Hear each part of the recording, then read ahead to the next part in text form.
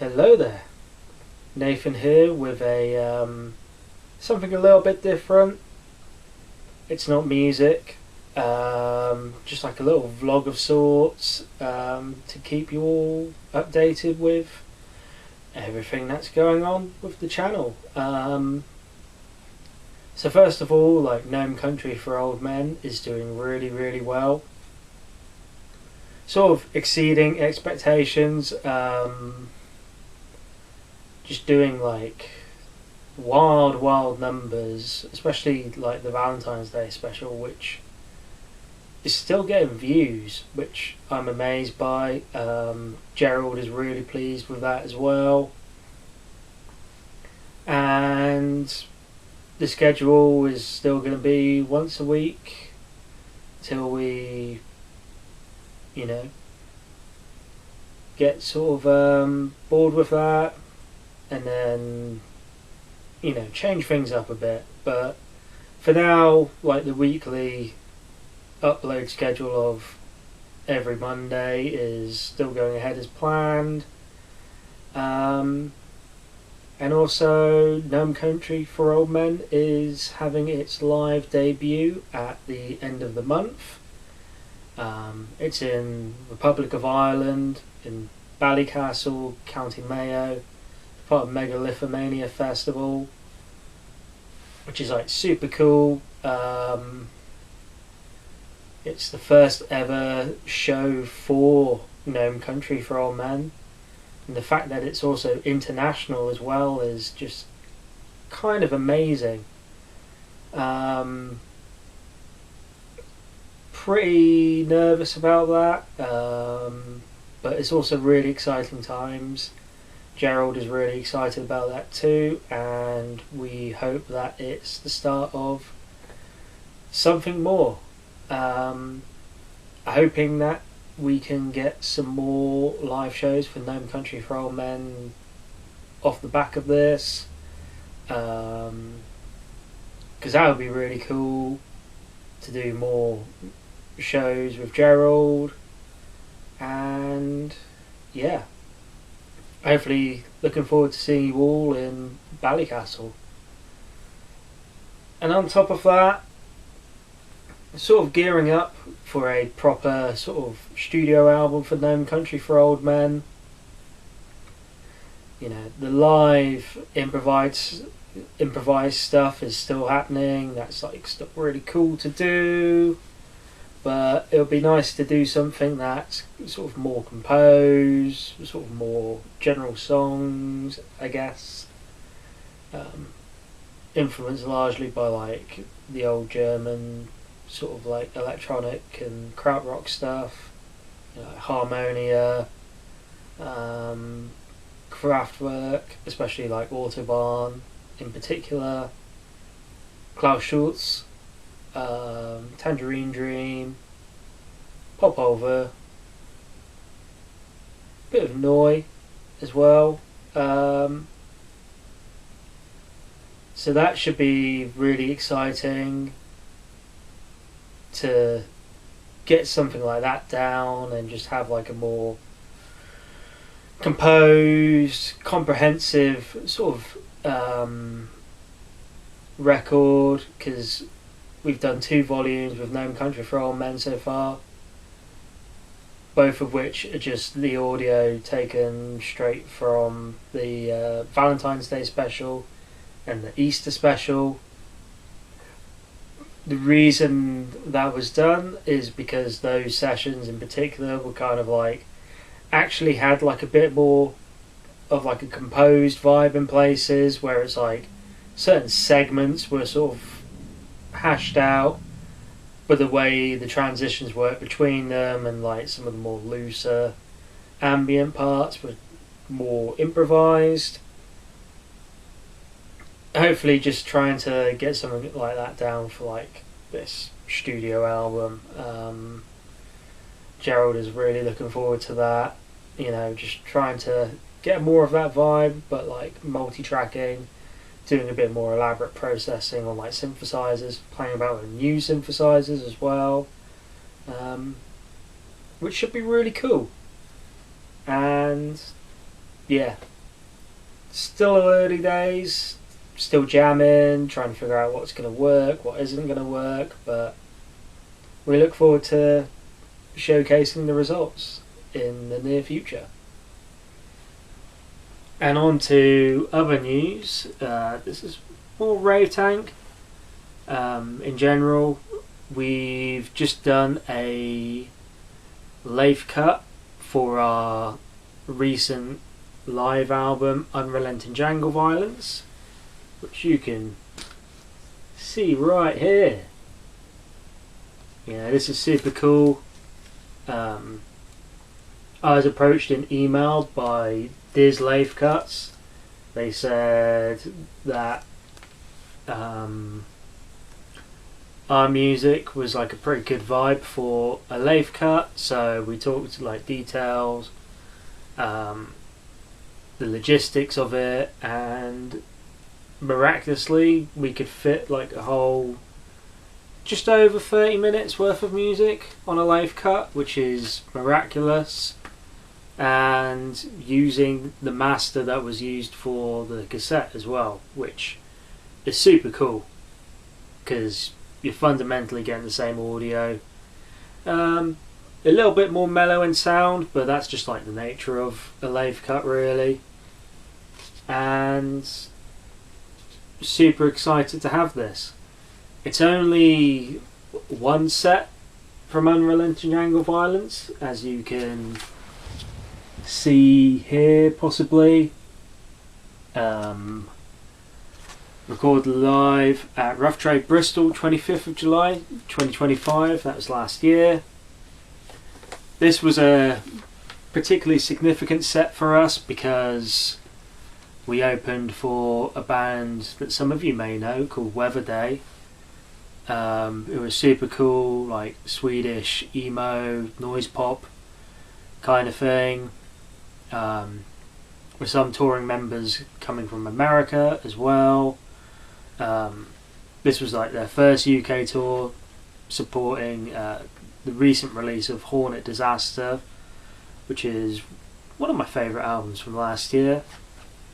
And it was cool seeing them play those songs live, as well as like songs from Come In as well, their debut.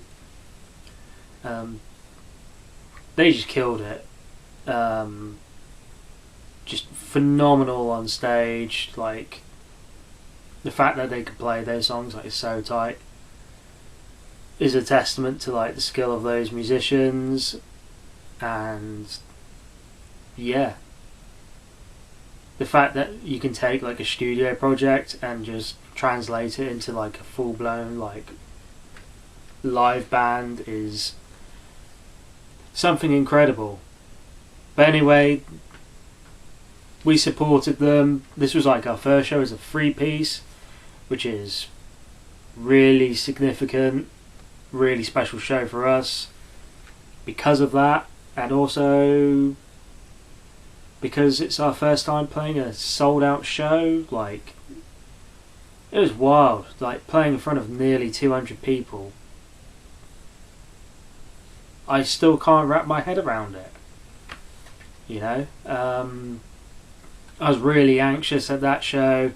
Didn't really hang out with the band as much as I would like to, just because I was so anxious about how we were going to play, because we only had like 40 minutes worth of rehearsal on the day. Like we planned rehearsals and a lot of them fell through for one reason or another. It's not really worth getting into. It's kind of boring really.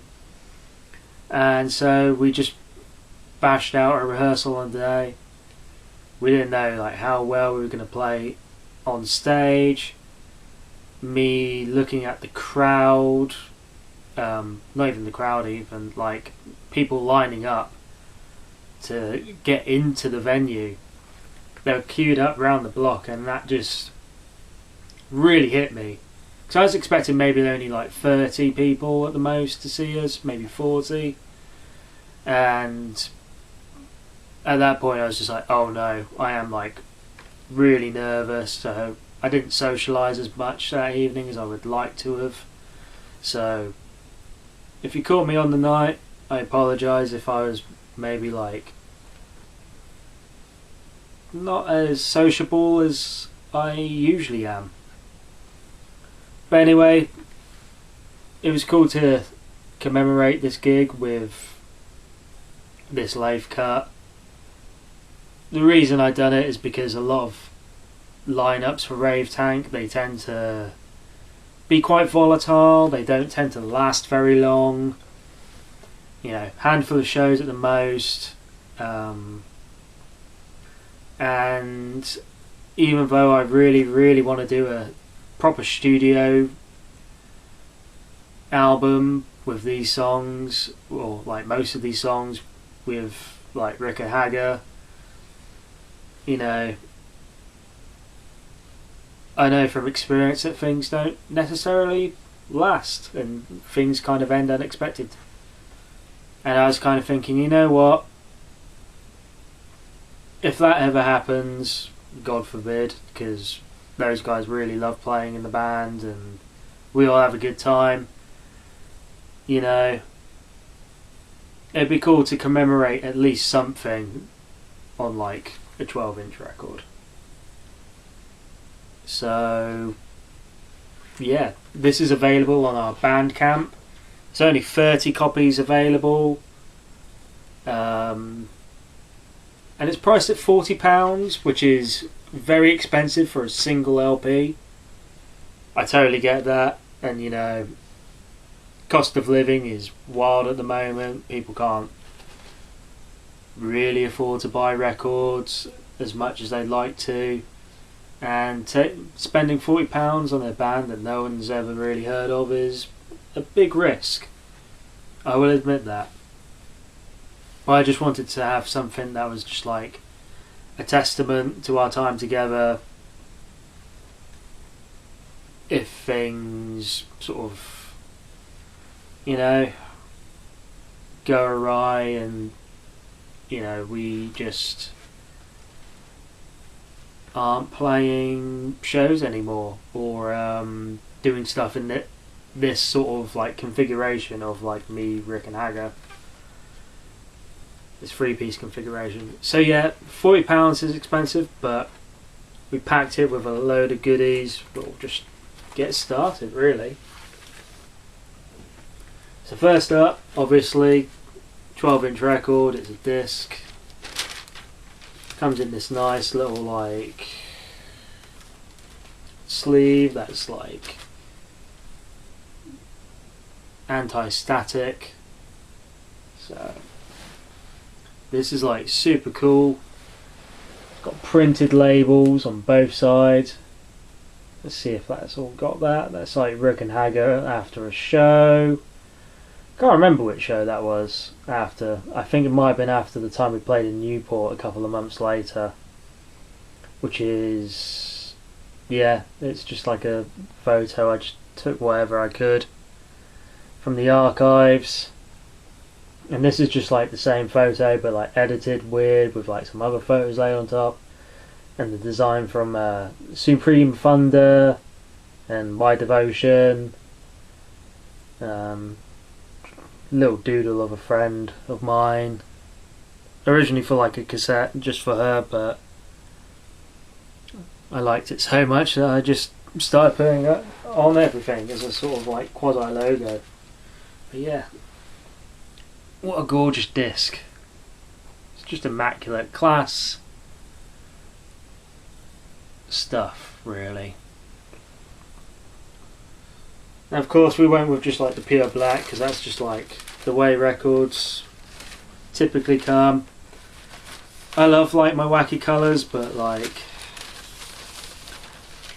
the only options I think were black, clear or white. And you know, even though I do like my wild colours, I also just equally like a plain black disc. I think there's something quite elegant about that. Let's have another look at some more stuff. So, got inserts as well.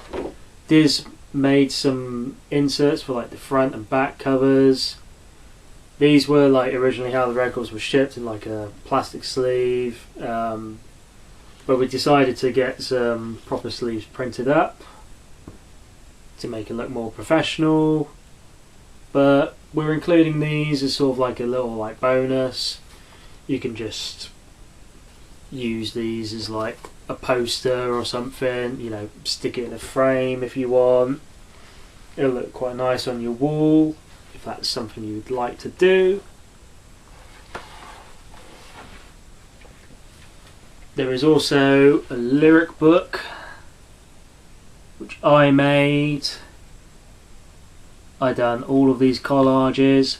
All of the pages except for 2 are handmade. So it's like the front, well, there's like credits sort of like page, and then like there's sort of like liner note page as well, like that. Both of those were done in like the photo editing software, and yeah, I don't know if it's going to come up well in the thing, but this is just a little bit of what it looks like. So we'll start a little bit closer to the beginning. So the idea of this was just to kind of I wanted to make a lyric book, but I didn't want it to necessarily just be like plain text on a plain background. I just wanted to get like a bit wild with the art and just doing interesting things as well, like this version with like white heron dance. I used an acetate sheet and just wrote text on one side and then flipped it over and wrote text on the other side. So parts of it are like mirrored.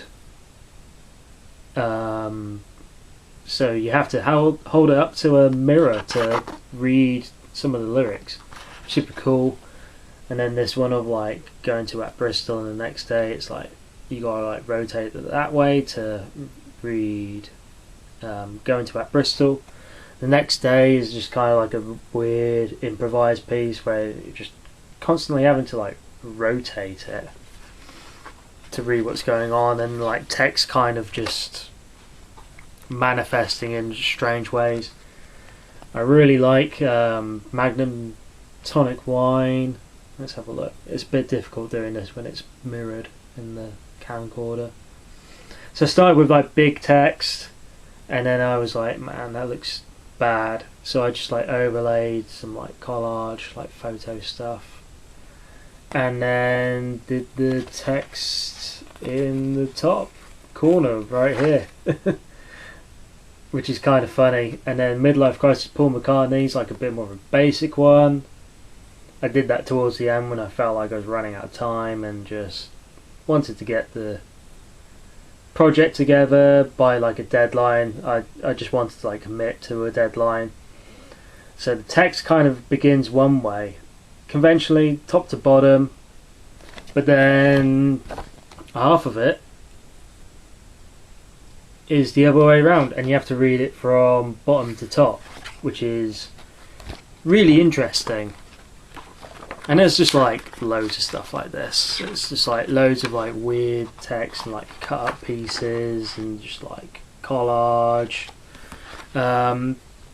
It's partly inspired by House of Leaves, or at least like some of the pages I've seen of it, where it's just like, you know, more like pieces of art, and like you have to like physically like move the book around and like to read text and stuff.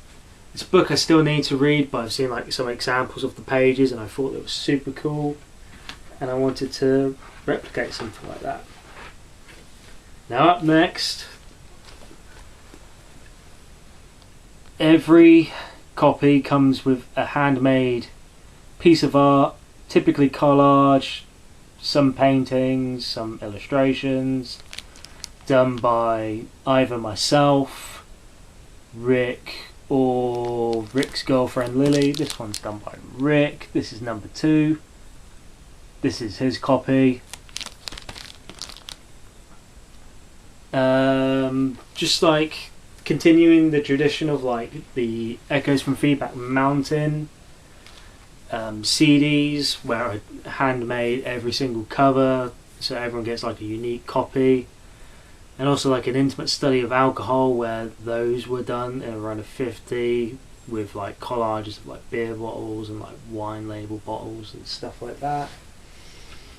Just continuing that like little piece of like Ravetank tradition, which has been so integral to everything. And as like a little like addendum, I felt like the liner notes didn't thank enough people, so I made like a massive list of like local artists, or like artists who are like friends of ours, friends of mine,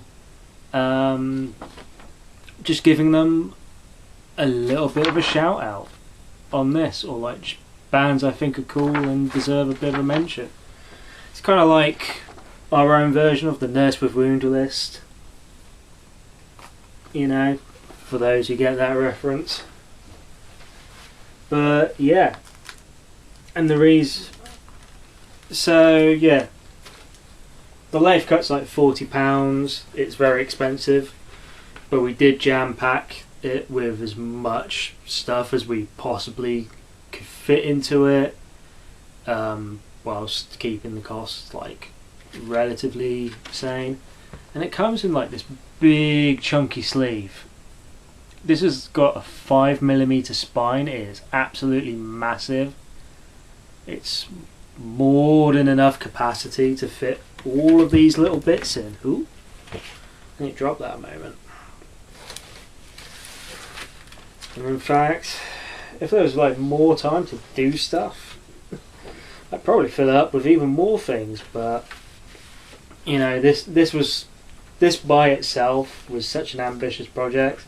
Like, this lyric book took me about 2 weeks to make, from beginning to finish, in part because of the heat waves recently. Like, you know, we've had like temperatures soaring up to like the mid-30s. It was basically impossible to work in the studio. Like, I'd done some of the pieces during that time, or like tried to start some of them, and it was just way too much. So yeah, Unrelenting Jangleviolence, our super cool lathe cut, that's available on our Bandcamp. Like I say, £40. It is quite expensive, but it's worth every penny, I can tell you that. It's everything that I could possibly want in a record like this. Like, I feel like we put in as much effort as we possibly could to give you guys value for your money's worth. Yeah, it's on Bandcamp, like I said. There's a rip of the lathe cut which I've uploaded to YouTube as well, so you can get an idea of like the sound quality, and also like the full version with the Royal Oak show is also on YouTube as well. So it's like, if you don't have the money to buy it, totally understand it, that's cool. The records are available on YouTube to like listen to, and it's also available for like digital download on Bandcamp. That's like pay what you want. So, you know, if you only have £2, chuck £2 and you get some MP3s. And every little bit of that helps us out. You know, if you like the record, please consider like showing it to your friends, and just like getting them to check out the cool world of Ravetank. Because we're a DIY band, we're not on a label. The only labels we work with are like sort of like small DIY projects. People like Sketchbook Records, who done the cassette version of Unrelenting Jangleviolence. People like Hunk of Plastic, who done the cassette version of Echoes from Feedback Mountain. Strictly No Capital Letters and Mount Seldom, who done the cassette versions of An Intimate Study of Alcohol. You know, we only really work with like small DIY labels. We're not on like a big fancy label. We're not on like, I don't know, like Alcopop or like Slumberland or K Records or Speedy Wonderground. Are they a label? No. I think they're a label. But anyway, we're not like on a label that's like run like a business. It's just other people who are like into it because they like it. And for us, like, if you can spread the word about this record, if you do enjoy it, that would mean so much to us, because it's tough being out there as a musician these days. It's really, really tough. So the more people that sort of like who enjoy the record and spread it through word of mouth, that helps us out a big deal and helps us get engaged with like new fans and just getting the music to more ears, really. That's all we really need, is just like, we don't care about being the biggest band in the world. We just want to be a band that can get our music out to all the people who could possibly enjoy the kind of music we make. That's all we really want. And we think there's just more potential there to grow. But anyway, it's a bit of a loose one. It's not music, but hopefully that's like an overview of stuff that's going on currently. And we'll get back to the music pretty soon. Bye bye for now.